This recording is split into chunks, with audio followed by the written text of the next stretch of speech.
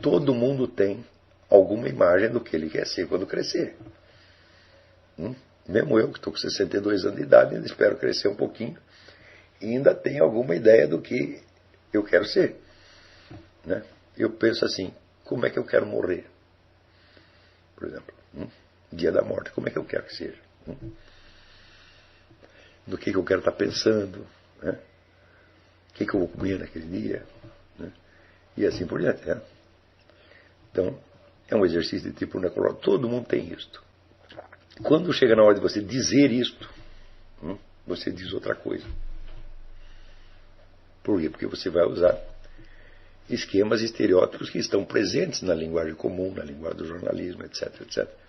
Que não vão dizer exatamente o que você quer ser. Vão dar um símbolo indireto daquilo. Por exemplo, como você descreve a personalidade de uma pessoa que você admira ou que você despreza. Claro que todo mundo sabe, né, lisonjear ou xingar. Mas isso não é uma descrição. O que você vai ver, então, é que a experiência que você teve dessas pessoas é enormemente mais rica, mais complexa do que você está conseguindo simbolizar em palavras. Então, pior ainda, quando essa experiência anterior não foi suficientemente trabalhada e verbalizada, você perde o domínio dela, ela se torna uma espécie de massa informe. A massa informe é uma coisa que nos deixa desorientados e sem chão. Então o que você faz? Você começa a imitar outros universos de experiência que não são seus. E daí você entrou mesmo numa neurose. Né?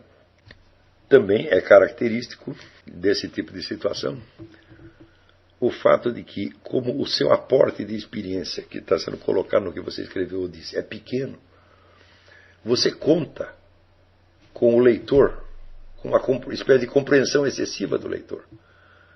Você conta que ele vai complementar tudo. E que ele magicamente vai complementar do jeito que você quer. Eu digo, mas se aquilo que você está dizendo não corresponde nem mesmo à sua experiência, como é que você pode esperar que corresponda à experiência de um outro? Então aí vira um tiroteio no escuro. Né? Você não sabe o que está falando e o outro também não entende o que está dizendo. E note bem, se você pegar, por exemplo, no Orkut, em outras comunidades, lista de discussões, você praticamente só vê isto. Então, e eu não estou falando de pessoas burras, estou falando de pessoas que são até talentosas, altamente trabalháveis. Essa discussão que surgiu em torno do meu artigo sobre o liberalismo é uma coisa fantástica. Quando eu disse lá, por exemplo, que eu estava tentando explicar a distinção entre um princípio e uma regra derivada. Né? Bom, o princípio é aquilo que está no começo de um sistema dedutivo, né? Tá certo? E que não tem nada atrás dele. Ora, para uma afirmação ser um princípio, ela não precisa ter uma validade absoluta.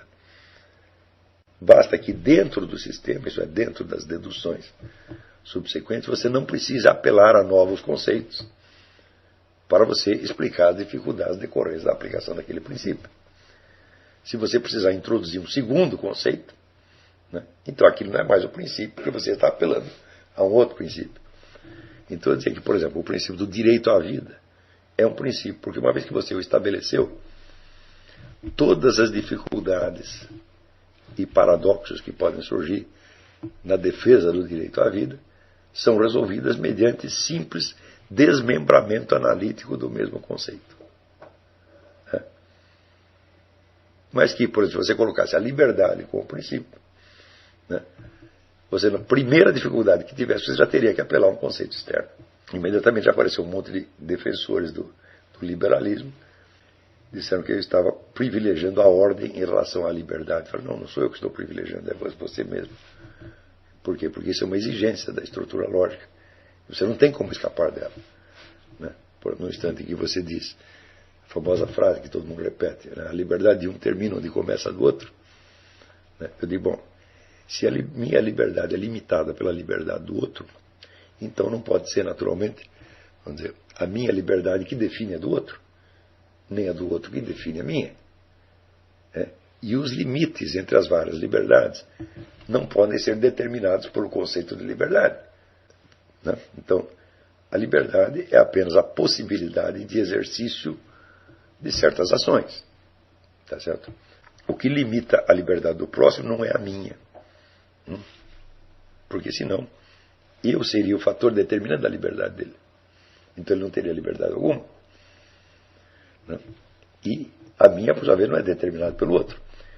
Então você está supondo uma estrutura dentro da qual a liberdade de um e do outro se encaixa, a qual estrutura determina, então, os limites de cada um.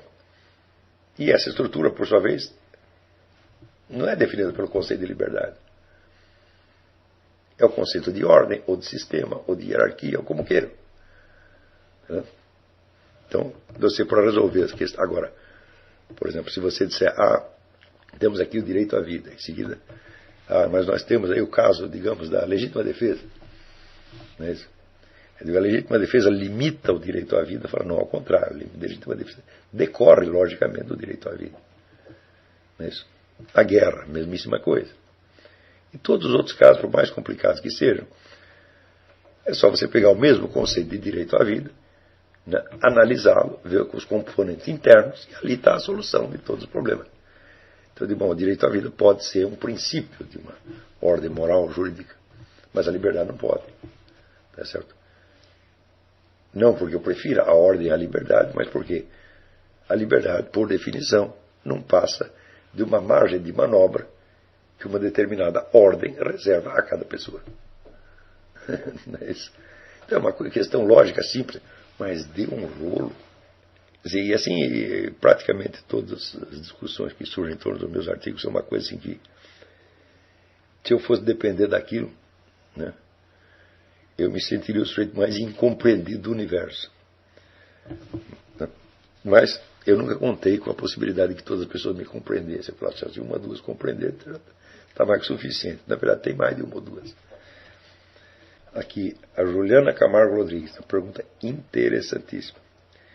Ela diz, por mais de 15 anos da minha vida, estudei a conscienciologia e apliquei muito o que conheci lá.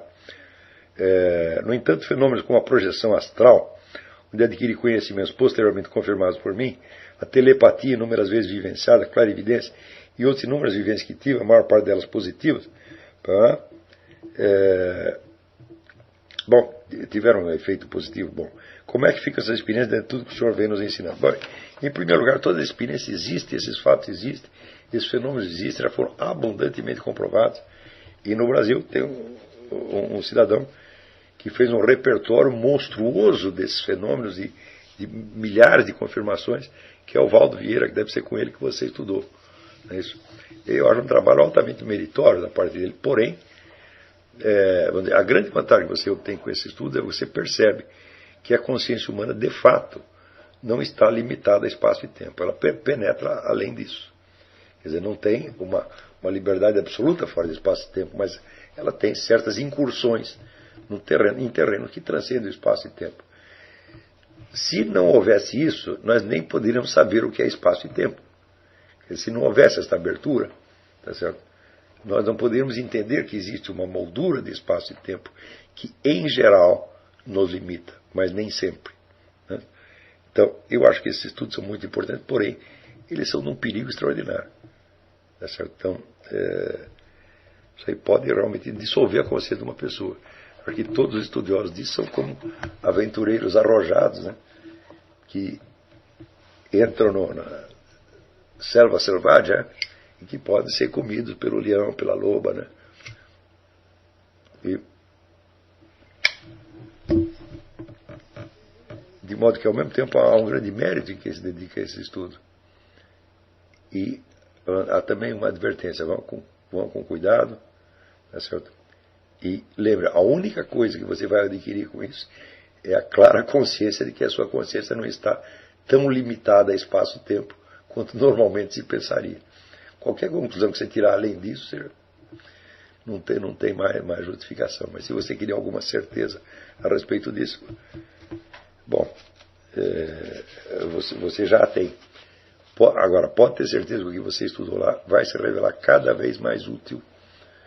Quanto mais você aprenda a articular tudo em torno do método da confissão. Por exemplo, você vê que certas experiências que você teve, que você vivenciou pessoalmente, certo? Você não tem mais como negá-las, né? Você vai ter que confessar, olha, eu sei disso, eu vi.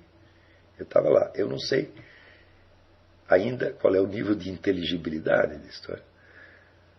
Não sei se eu posso dizer exatamente o que se passou, mas algo se passou. Então, a minha sugestão é isso, que você reveja tudo o que você estudou lá, à luz do método da confissão. O que você efetivamente sabe, o que você efetivamente entende. E tudo mais que está nebuloso você deixa para depois.